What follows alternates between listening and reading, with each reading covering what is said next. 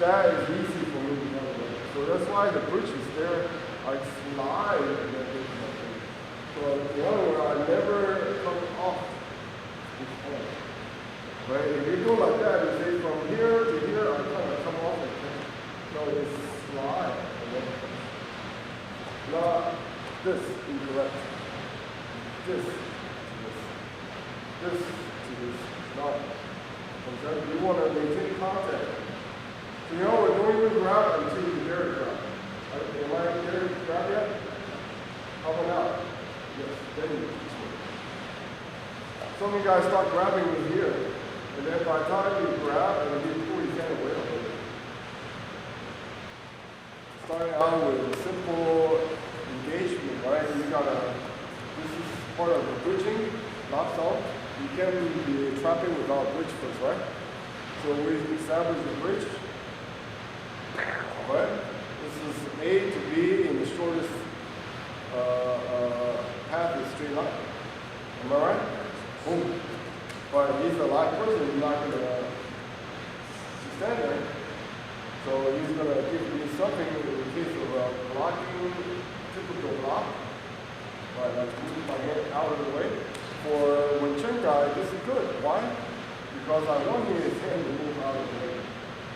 So that's really the first step that we've done, right? Right?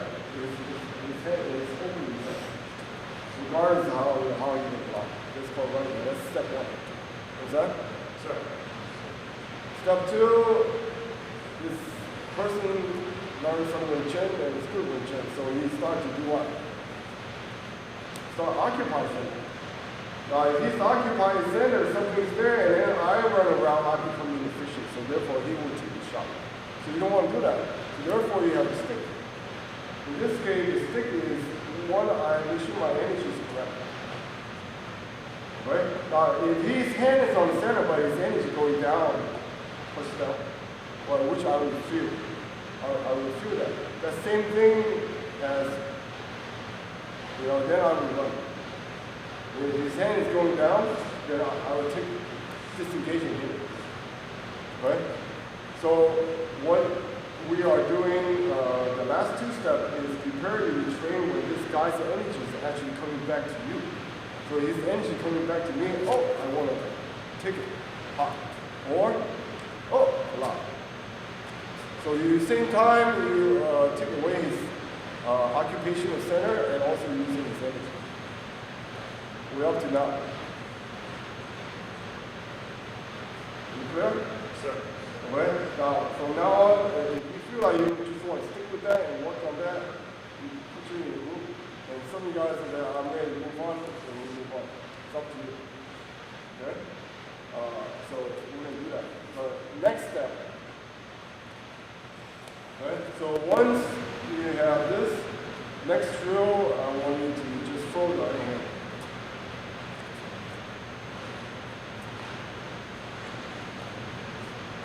Just show me a lock with strike. Same four position. Alright? Now you notice I'm locking where? Away from you. Right? He's a very friendly guy, but when you're fighting, you don't want him coming to you. Right? If you shake hands, you always want to share that center line. But so you always lock away from you. Lock away from you. So don't pull him in. If he's a grappler, I'm helping him. Okay? So now don't just trap down, give me the other hand now. And guess what? He's going to block that. There's a trap.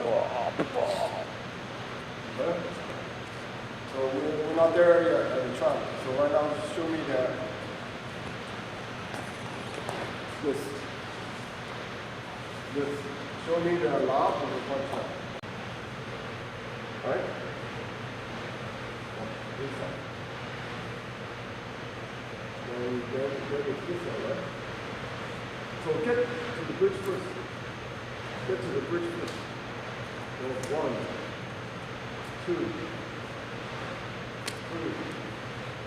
4. You're doing a lot of chainsaw, huh? So don't change this. Don't go here and then you go here and then just want to train to have a fast hand. So from here. Partner is going to defend against your punch. Right? So you're moving, but eventually you learn the least resistance and then the shortest distance too.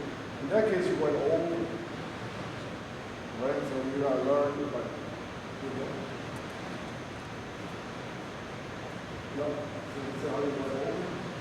Right? But you'll pick it up. So right now, you already here, right? Last time you block and punch, and you lob and punch or pocket punch. So now he's gonna grab. He might not grab, maybe he blocks. He's gonna put his hand. That's what we try. Right? So where do you go from here? Huh? Yeah, you can let him have more. But do you think he's gonna stand there? Probably not. So we want to continue this story, right? So if you successfully try to hit him once, and twice, and start seeing his face again, then the game is finished. Most of the time when you try, so I pull a punch. Now constantly I'm moving forward with my forward pressure, huh? So here comes the punch around, leader, then subtract. Right?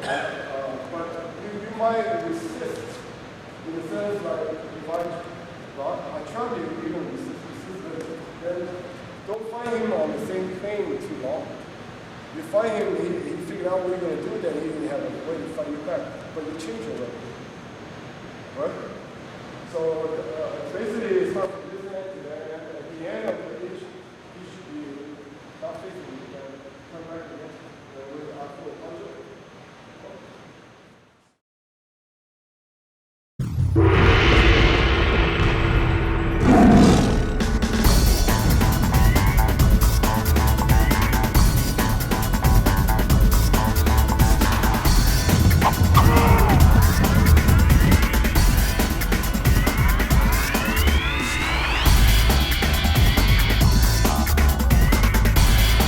TC Media brings you the finest demo and instructional videos from Tiger Claw and Kung Fu Magazine.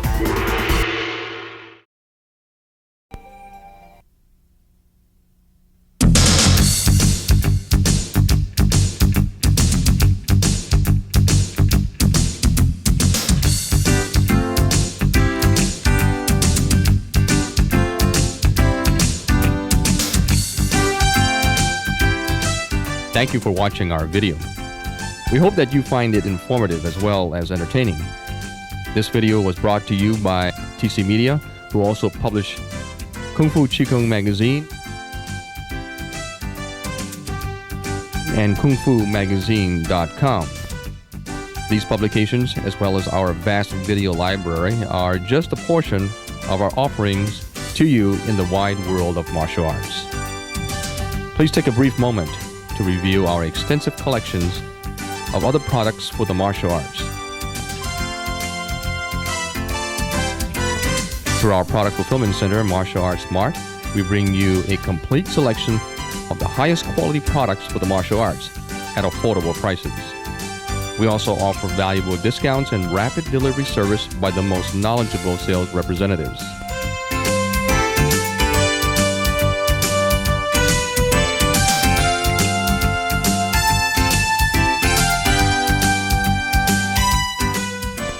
To receive a free catalog for yourself or your friends, please call us toll-free at 1-800-824-2433 or check out our online store at www.martialartsmart.com.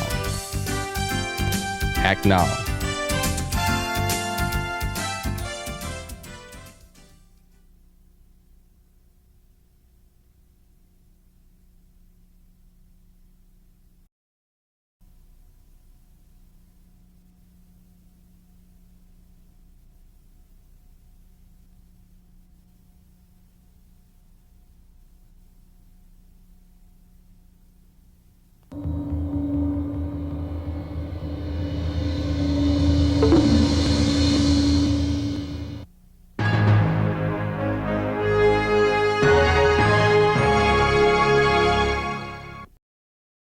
I'm Benny Meng from the Wing Chun Museum.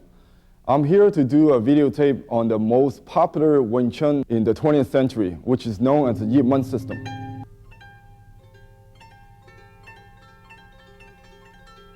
Wing Chun is a Southern Shaolin system, which started more than 3 centuries ago. The most well-known today, known as the Yip Man system, is really came about during the 50s.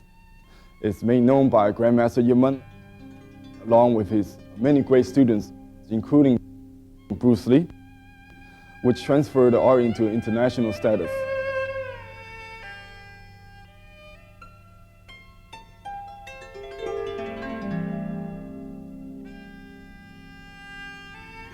Sifu Benny Meng began his Wing Chun Kung Fu training in Hong Kong in 1982 under the movie star Sifu Li Hoi Sang, a student of Xiu Wan.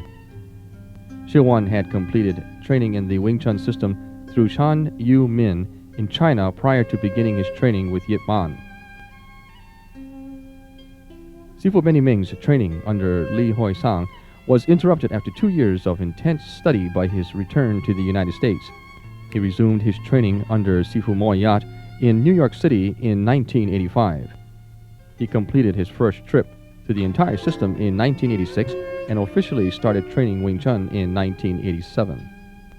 In 1994, Sifu Benny Meng began another journey through the system with Sifu Mo Yat. The goal of both the teacher and student was to examine the details and deeper aspect of the art form in totality. With Mo Yat's blessing, Sifu Benny Meng began another journey through the system in 1995 via extensive private lessons with his Kung Fu uncle, Yip Ching. Study was completed in November of 1997. In 1998, Sifu Benny Meng was certified as a senior instructor by the Wing Chun Athletic Association of the Yip Man lineage in Hong Kong. The above training gave Sifu Benny Meng a comprehensive understanding of the system passed on by Yip Man. To broaden his knowledge of the original system, Sifu Benny Meng's passion for Wing Chun research has been fueled at an ever-accelerating rate by his position as curator of the Wing Chun Museum. Literally hundreds of books and tapes on Wing Chun history, teaching methods, applications, and interpretations have flowed into the museum. Each is viewed, read, and analyzed by Sifu Benny Meng and the Wing Chun Museum Committee for inclusion in the museum and incorporation into the museum's curriculum.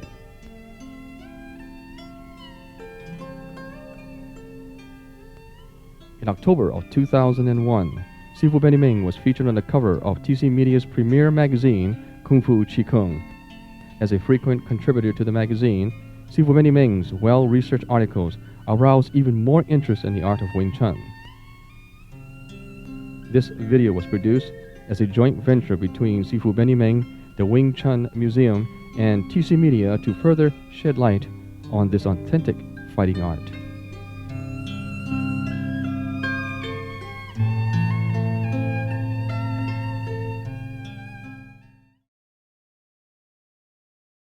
Welcome, I'm Benny Meng. This is going to be our VTN Wing Chun application series.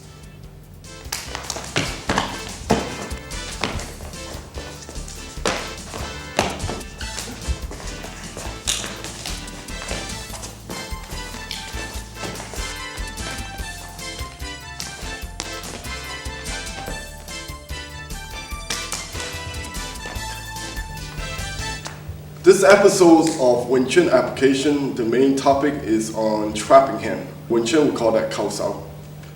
Action sequence you saw earlier, from just basic practice of sparring of different distance to a scenario where you are dealing with self-defense.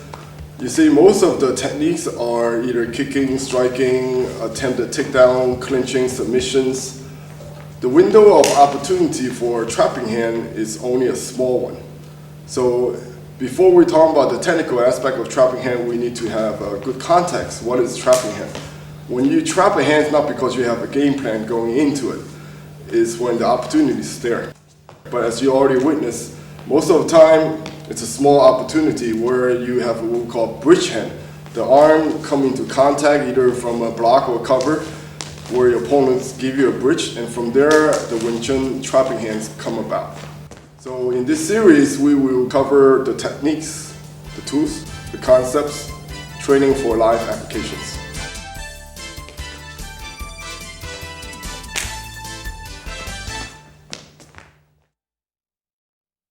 We're going to talk about the tools and techniques.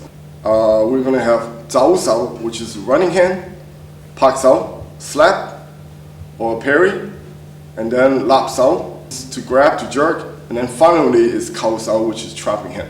So those 4 exercises, we're going to break it step by step and then put it together.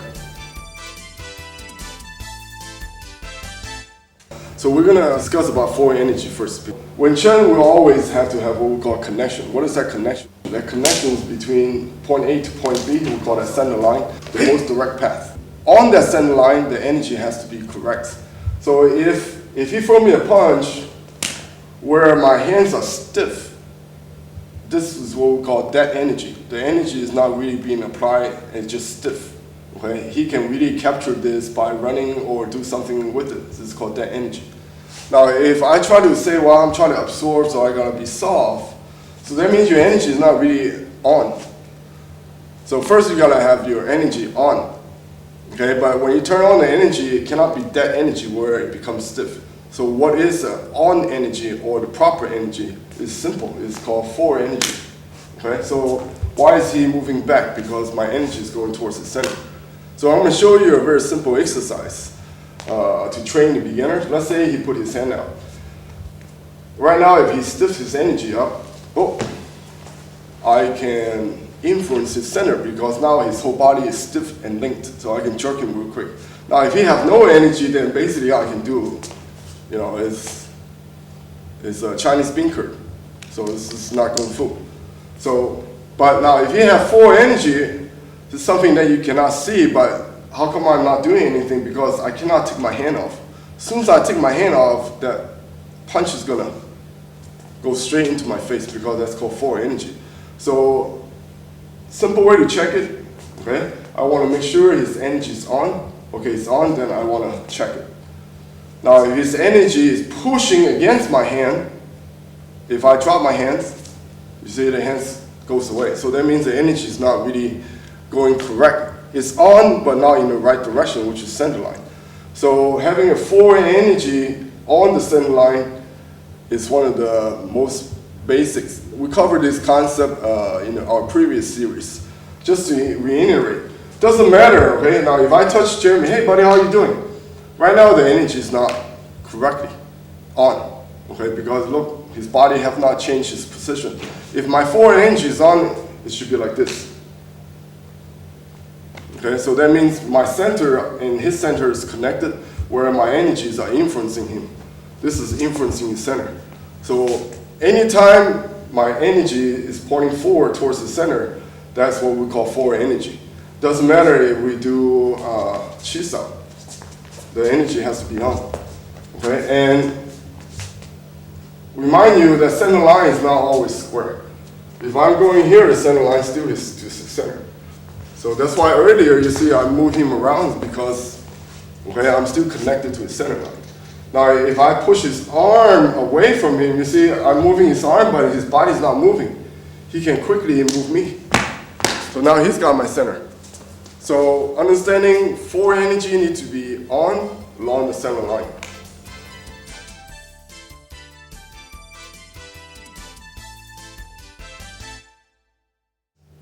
Zao sao, which is running hand. This is one of the covered in the past doing the chi sao, okay? But now in live applications, running hand is independent of chi sao. Most of the time we look for opening. If his hands are dropped, boom, there's an open right there, okay? But if his hands in the way where he does a typical block, where his energy is going away from him, so I don't need to stick to him because his energy is away, then I do a run. So every time his hands try to take my hand off the center line, I don't need to fight him, okay? Because he's going away, so therefore, boom, I just run. Boom, I just run. So if he's punching, okay, so if I keep his hand stick where I'm not pushing away from his center, and my energy is actually going towards him, then he needs to stick to me. Now, if I do a typically over-exaggerate my movement, then a running hand work. This is called 早扫. Boom, 早扫. 早扫.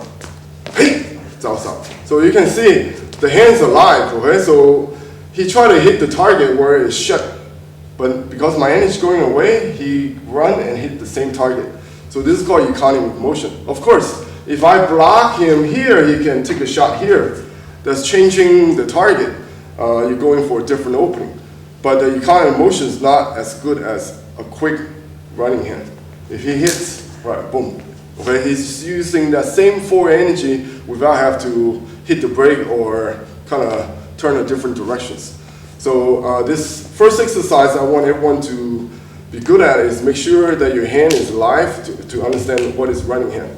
Now, first what we're going to do is, if I punch, doesn't matter if you do a long distance punch or if you're doing already a short range at a trapping range, okay, as long as he's moved my hands away from his center, then this is when I do a run. So we want to give you the first step. This is a very simple partner drill. Okay, for example, if I'm showing him, then I want to make sure his hand runs, so I want to give him all the different possibilities. So it's 4 directions. As he punch, right, he runs. So going to the side, coming down, or going up. So either way, all that is that my hands is going away from me, so allow him to do his 早扫 running hand. So this is exercise number 1. All right. Now this is more of a kind of like a loose fighting stance. We could do it more of a typical conventional doying. Run, run, run, run. So either way, this is just training formats. So you know, as your hands become more alive, you can do a little bit more free. So you can see, whenever the hands go away from center, I just run. I don't need to really kind of fight him arm to arm or crash. Okay, this is more of the economy of motion. So again, a simple beginning step would be he punches. Right, we can do it soft and slow at first. Okay. Right. So this is all part of the running hand.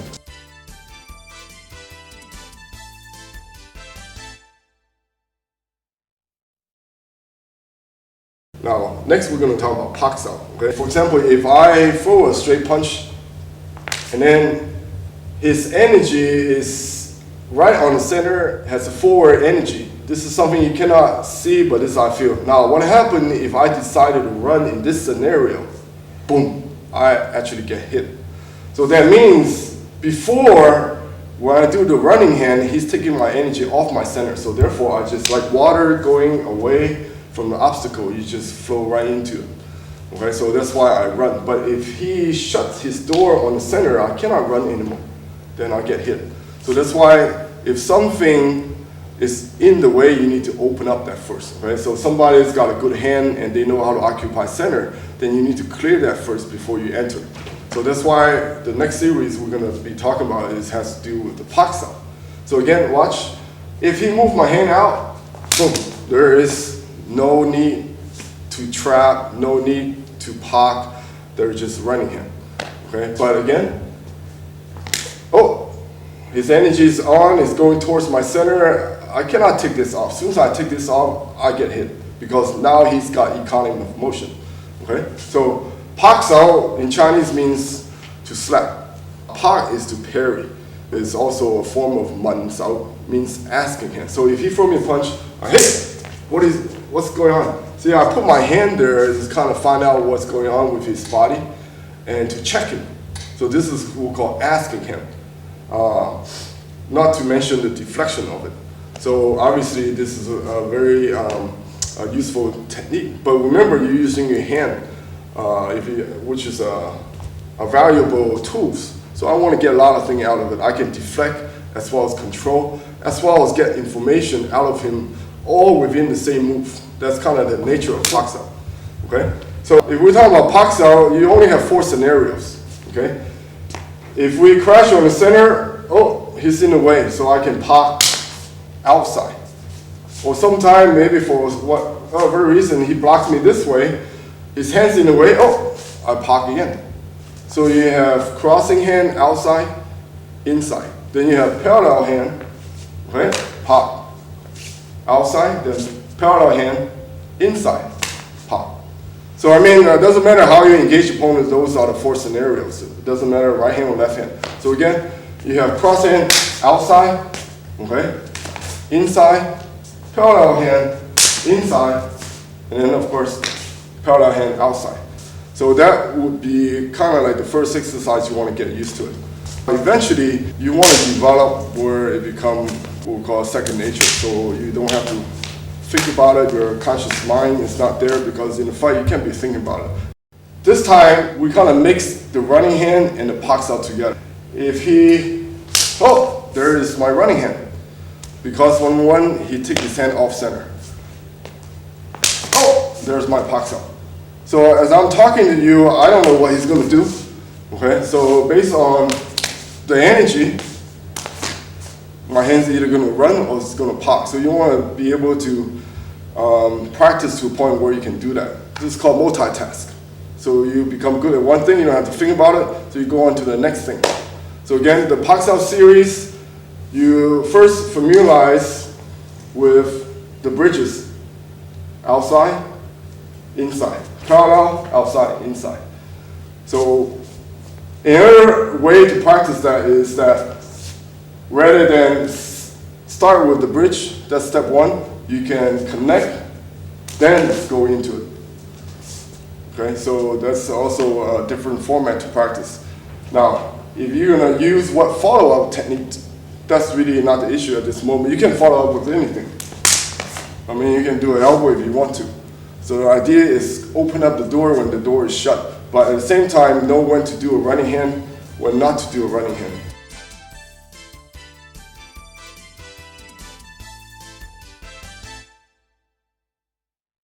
Next progression is lob sound. Okay, sometimes lob is a quick pull or quick jerk of the hand, your opponent's hand. Park sound primarily is using the palm. So make sure, again, if he punches, I don't want to pop with the fingers.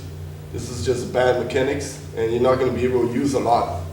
But once you pop with the palm, you have the energy, the structure behind it, and you can quickly change that into some kind of control. So, but lob-wise, it's just the opposite, where you have to, majority of the time, is using your fingers. You say, this is a form of lob sound, but primarily, if I'm using the bottom 3, that means I want to use it in such a quick way I can let go and hit them. So this is not like a total type of tight control, unless I use all 5 fingers. But then again, you slow down your hand for the next strike. So most of the time, if I'm going to lob and hit with the same hand, I use 3 fingers. If I'm going to lob da with 2 hands, then I'm going to use 5 fingers. Okay, so from here, oh, there it is. Jerk real quick with the 3 fingers and then strike.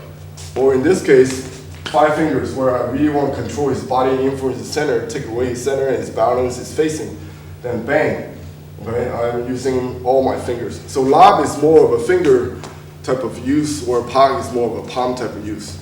In the sequence, before we've done the typical training of the tools, here you have lob da and wu sao and bong sao. Okay, so this is more of applications, more on the offensive. Let's say he throws me a punch. Okay, he's so strong where my technique folded into bong sao. Okay, there's a lob. But right now I'm punching. So he put something there. Okay, because his center line occupation is good, his energy is going forward. So I want to use the energy. If he give me that forward push, oh, you know, I'm using his energy. Again, this is economic motion. So again, he's got center. So I want to take that hand away from center. So this would be one position where you can really do a good lob da. Okay, now lob da is not this. So what's different? Right? It's not pulling in where, well, if he has a knife, then this is not a good technique. So if you know the direction, okay, his line of fire is not pointing at me anymore. Okay, so you have lob da crossing outside. Now inside, you really are using more of a pak sao. Okay, because this is more of more of a cow sao, okay, or pak sao usage. So the main lap sao would be crossing hand outside or parallel hand inside. Okay, same thing on the parallel hand outside. A pak would be better. Okay, so you notice that lap da is where my hand's not crossed. Lap da, lap da. Okay, lap da, lap da. Where pak sao, pak, pak. Okay, where your hands is crossed. So they're pretty kind of straightforward and different. So again, exercise number 1, just train lap, lap, lap, lap. Step number 1. Step number 2, 2-hand work is 1. So what I'm going to do with the other hand, if this hand takes his center off, then I have to have replacement, lap da. Lap da. So I have to replace something. So I don't want to lap da just kind of hit anywhere because now my center open. Okay, so I want to occupy the center because that allows me to have a quick follow-up. So again, lap da, lap da. So he's taking one hand off but replacing with the other hand. So this is kind of like a step 2 of lap da. Lap da. Sometimes if I feel he have no energy, I just blast him. But like I say, if he's stiff, this is great. Because if he's stiff here, his whole body is linked. So it's a good time to pak or lap. Or if he's good, his center is tight, and then he's also friendly with a center line, I don't want to run away. Okay, so I want to take it and use his energy. So again, applying economic motion. So a good time to lap is when he's stiff, we call that energy, or when his forward energy is good, but you make sure you take that forward energy away from you. Wen Chun is direct. When I hit him, if something's weak out there, I just continue to hit, or I just replace him with a second punch. I don't need to use pak sao or lap sao. Okay, I use it because something is there, I use it. Lap da. Not because you do it for the sake of the exercise.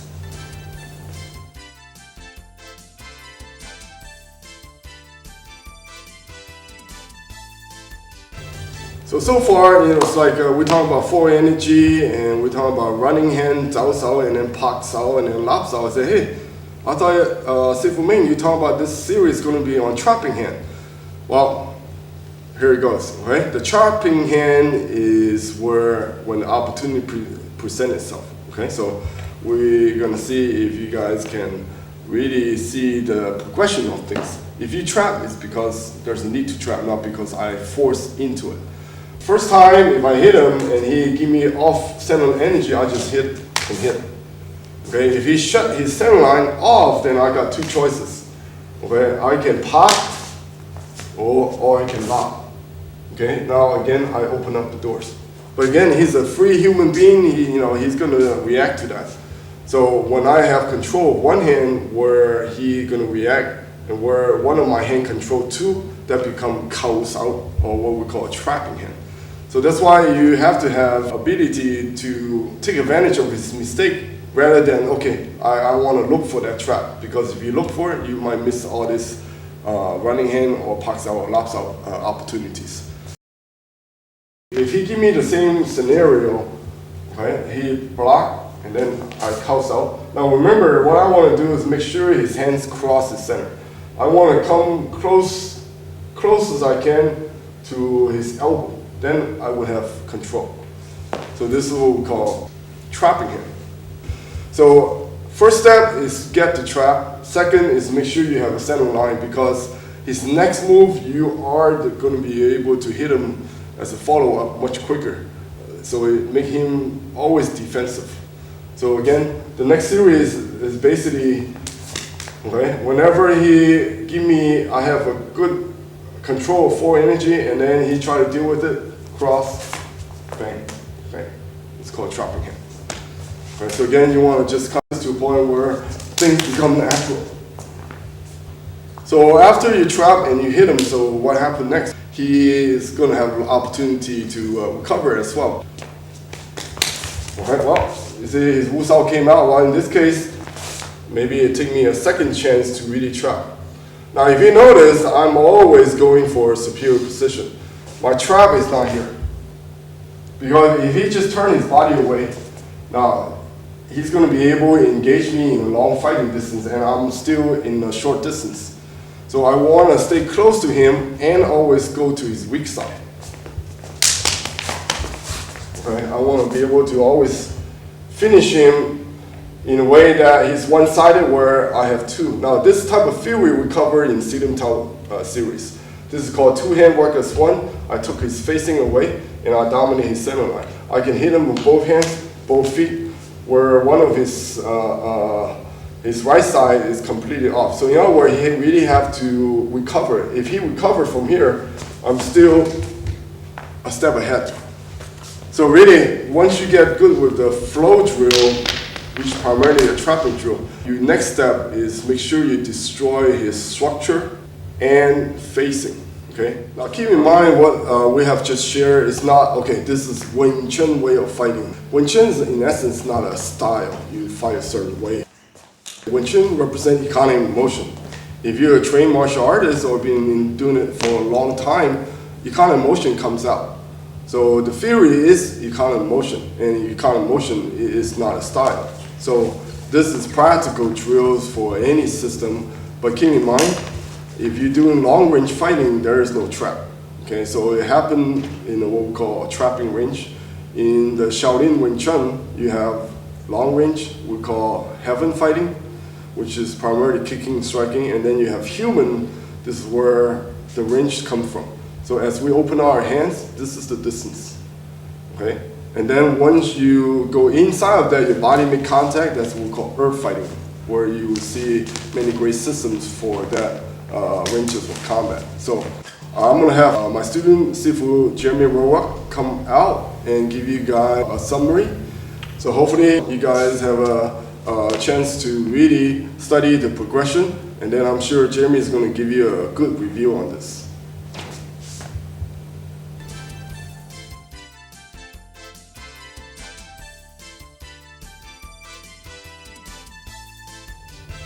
Okay, first I'd like to thank Master Meng for the opportunity to come out and present. A lot of times when you work with an instructor, you hear things a certain way. Sometimes having someone say pretty much the same thing, only slightly different, you get a new take on it. Maybe you see it a little bit different. Because a lot of the drills, if you approach it with the wrong method, the wrong mindset, the wrong attitude, the drills become static and dead. And you don't really get what the exercise is trying to give you because your mind's in the wrong place. So there's a mental component to the training as well as a physical. There's also an emotional component. As a partner, I want my partner to be successful. And my partner should return the favor, try to help me be successful. So I'll give you guys a quick, easy to remember guideline. When you're training, you want to have 4 out of 5 times you create success. 4 out of 5 times is 80%. If you're working with somebody and they're brand new and they're developing their skill, 3 out of 5 is really close to 50-50. There's very, very little momentum going forward. So we want to have them achieve success. 4 out of 5 is a better line. 5 out of 5 is too easy. So I have to be able to modulate, adjust what I do to help my partner stay at that 4 out of 5. But that's the learning side of it. When it comes to earning my skill, then I want to go the other side. I want to give them only 1 out of 5 that I gave them. They've got to earn the other 3 or 4 times out of 5. So that way we can adjust the level of intensity for each partner to give them a positive experience as we train. So the initial engagement, if I go to hit, I've got things in my way. So my life is going to be a little more difficult. If she lowers her hand slightly, or just one or the other, now I have an opening. So what I'm going to do is I'm going to attack the opening. So I throw my shot out there. Okay, so she has an opinion. Probably she doesn't want to get hit, so she puts something in the way. So my initial focus is hit the target, hit the person. She puts something in the way. She expresses a differing opinion. Now we get into a question. Is her energy on center or off center? Because that's the only 2 ways it could be. If this has any energy at all. If it doesn't have anything, I can just blast through it and hit her, then I just have enough attributes, I have enough power, I just smash her. We really need to train that. That's a pretty easy thing to develop. If I throw the punch and she's got energy on center, I have to deal with it on center. That's why we had Pak and we had La. Pak, because I want to use the palm, so I can slap and clear the line, I'm back in. Or I could come La, as I jerk with my fingers the jerking, and notice both times I affect her center of gravity. But then I go back to my original focus, which was hit the target. Okay? Now, that's on center, off center. What if she has dead energy? Not weak energy, dead energy. So when I punch, it's in my way, but it's dead. That gives me the lever to be able to control this. If it's spongy and alive, then I know I'm dealing with somebody a little more dangerous. Okay? And if she's off center here, then all I'm going to do is go back to my original focus. She expresses her opinion, but her opinion has nothing to do with me, so I run and move on with my life. She's still living in the past, she's somewhere off center. So that's why we have those three skills. We call it running hand, jiao sao. We call it slapping hand, pak sao. We call it jerking hand, lap sao. So running, I just move around.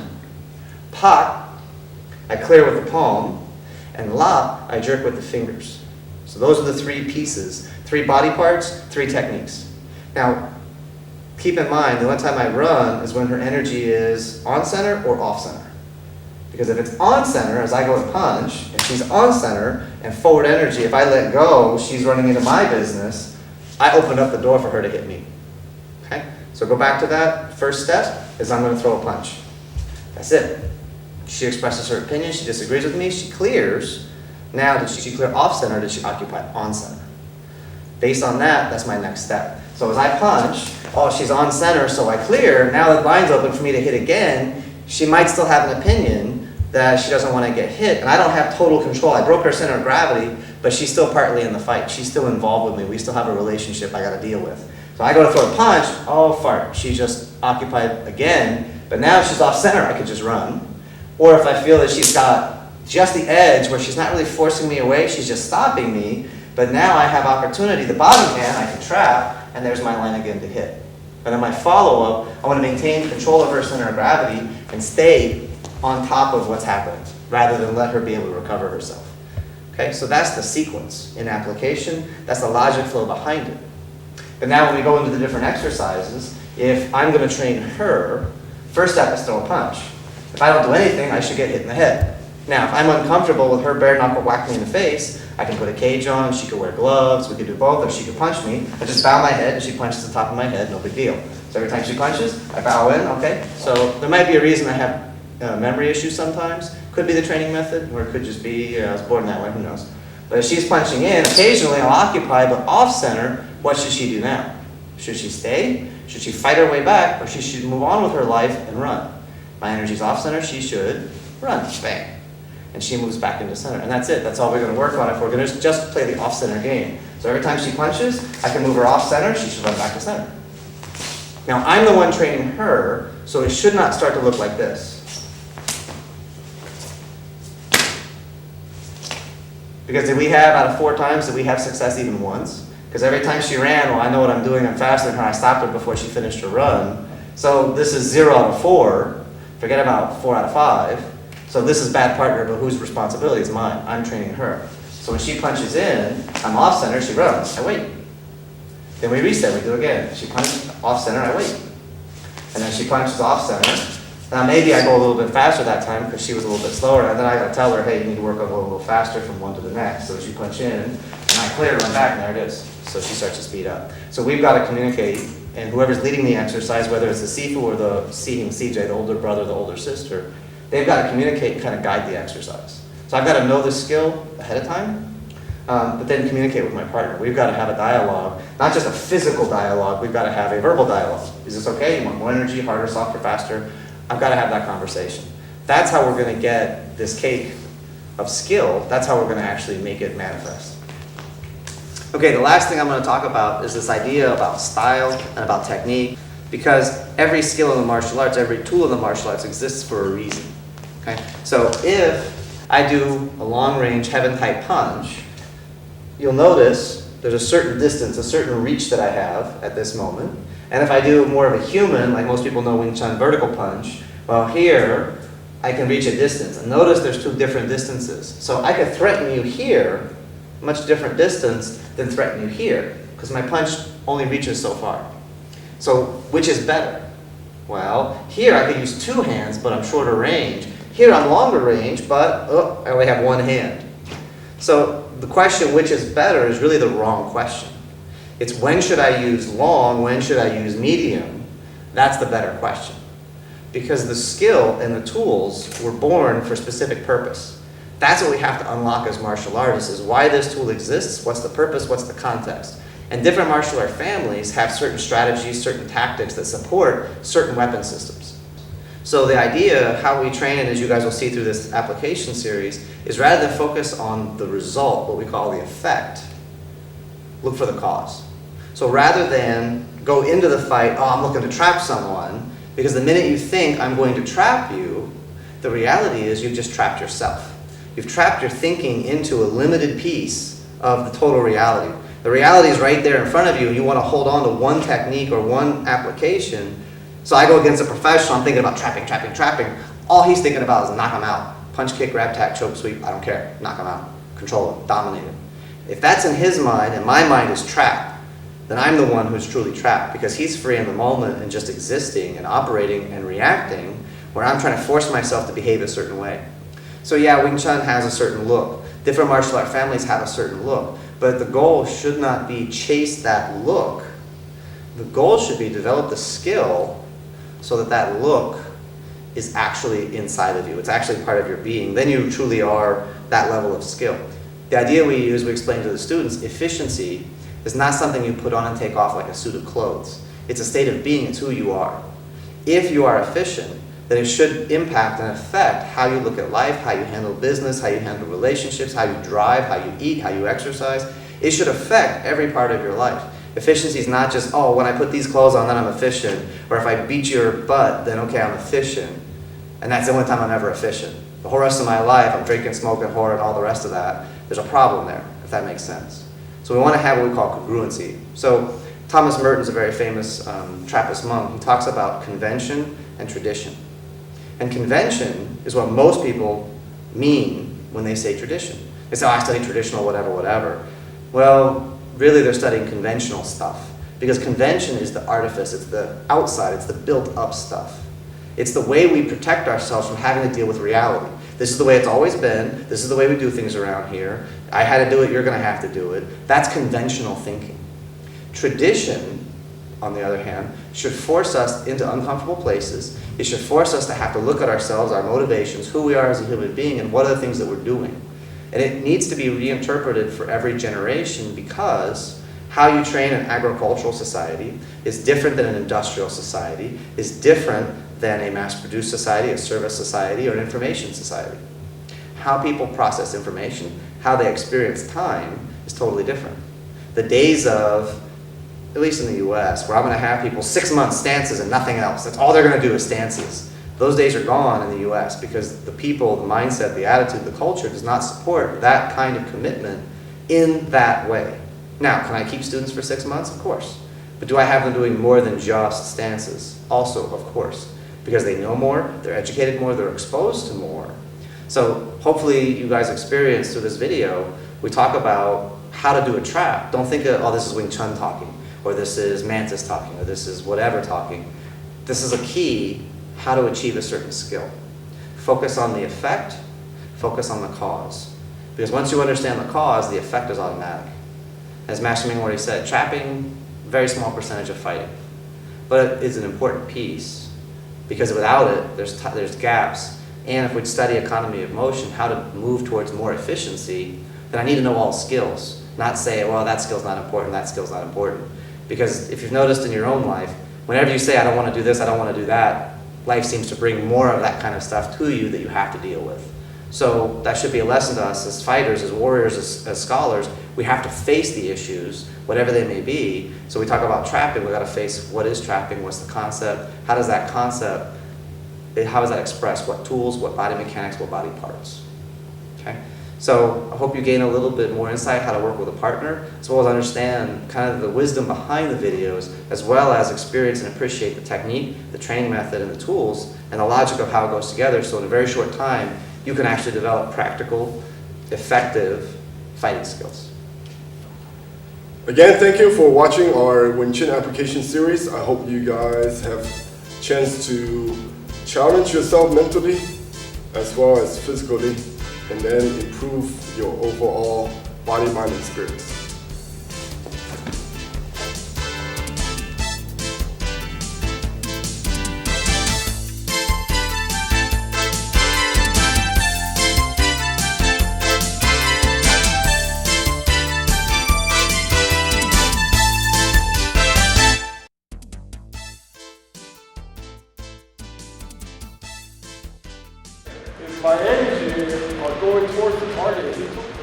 my center away, but it's also a leaving center.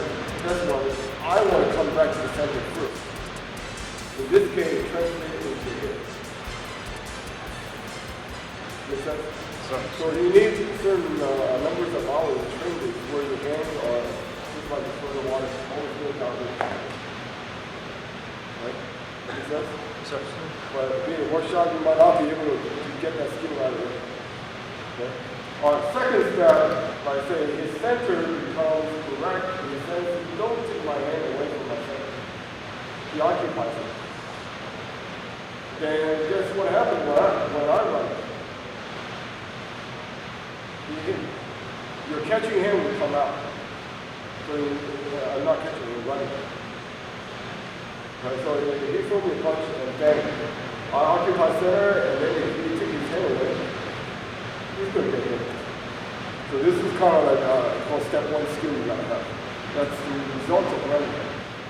Okay, so that running hand you have to have good focus on two things. One is forward, gotta have that forward. Two, straight line. See, I go line here, I change my line, attack here, and then he lines it, then I change my line. Then you deal with so many lines, you stick with the same line, straight line. Straight line, and you change, you move that line, and still working on the same line. Make sense? Alright, so second step is when you don't leave this center line, but he occupies space. So you know where something's in front of his face line. So I can't be running because I can run it. So then you have to take this away. Two basic hands you do. One is we call what? Snap, pop, pop. The other one is lock. Oh, something there. You took it away. So you know, there's a door there, right? Okay, you walk, boom. Hey, what happened? Boom. Hey, what happened? You didn't open the door. Right? Oh, there's a door. Open it first before you do. Right? So you got to turn it inside. Boom. Right? The door is shut, and then you want to hit again. What? You see? So if you do occupy center, knock it off first. Right? We do a pasa first. So now the hands move a little bit faster. Right? Right. Right? Now if you occupy that, then smack it out of it. The same hand hits. Now what if you pop the other hand? Well, if that hand takes me away that way, if his hand stays, pop. Okay. Got it? So you got to be clear when to run and when to pop. From the punch. Right, you can lock it, but try to pop it like this. Okay? Inside. Pop inside.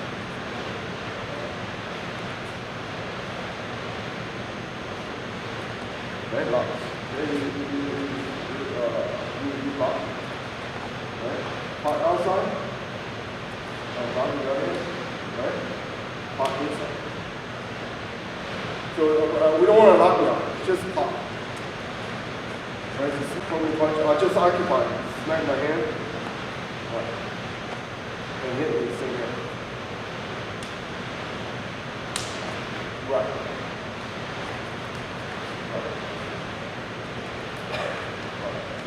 Right? So there's only 4 possibilities, right? You cross hand. Cross hand out, in, and then opposite hand, in and out.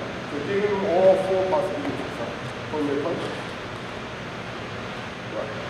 From the punch. Right. From the punch. Right. From the punch. Right? So you're trying to pop from all 4 angles. Make sense? Sir.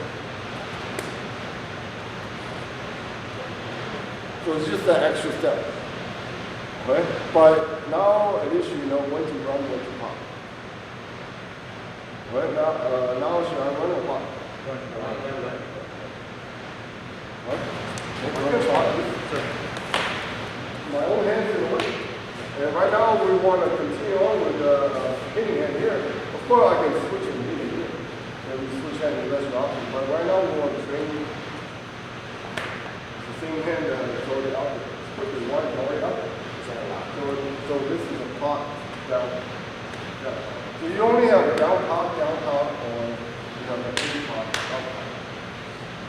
But don't know, a pot is not a finger thing, right? It's a palm thing. As soon as you kept in, you go like that, that's not a pot anymore. That's a church. We call lock. Well, same thing, right? Lock, lock, lock, lock, lock, lock. That's a lock. Right? That's a pot. That's a lot. But again, you gotta be good with the hands, right? We did the fingers, and you know, okay, pot is the fingers, right? Yeah. No. Just you guys not falling asleep. Pot is the palm. Pot. Oh, the energy's right there. And then when you lock, there shouldn't be any, it's a quick use of the fingers. It's not the same as a whole. We have got to elaborate, guys. This is just the second step.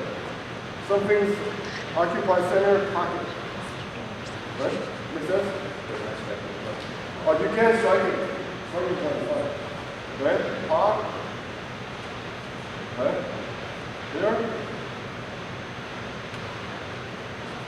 You can't be going this way. You have to be down. So you know, whatever it is, if you can occupy the center, it's not going to, I mean, most likely it's going to be ugly. And this is possible. Here. Here. Here. I'm not leaving my center. You leave my center pot. Clear. Right? Some of you guys won't go back to step one. Then you run. There's no pot there. You run. Right? Clear when to run, when to pop. When from the punch, run or pop? Run. No, I took you off center. Run. When you run, you don't leave the pop. From the punch, run or pop? Pop. Okay, right to right. 1, 2, 3, 4. Right? I mean, it's all those 4 positions, right? Right, outside. My thumb's not used, huh? 1, tighten up. Yeah. You expect people is going to use their muscle, that's exactly what we want. He becomes a hand. Right? You force it, right? You give the energy, you got, oh, there it is. Right? But right now, you got to train your fingers, right? 1, 2. Right? This way. Right, so you're going to have opportunity coming in here. Boom, boom. Right, so outside, inside. Then it's out with the hand.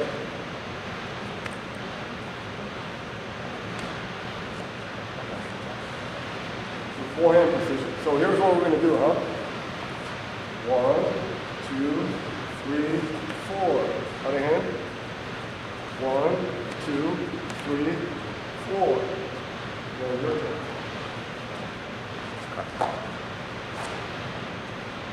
1, 2. Now I do want to step up to give him the energy so he can feel it. Right? 3, 4. For energy, he lobs me. It's not going to happen, huh? I run. Okay, so you got to train your lob. Now, some of you guys more advanced, if you're doing a dummy, most of the public, when trained, they go from here and then try to capture.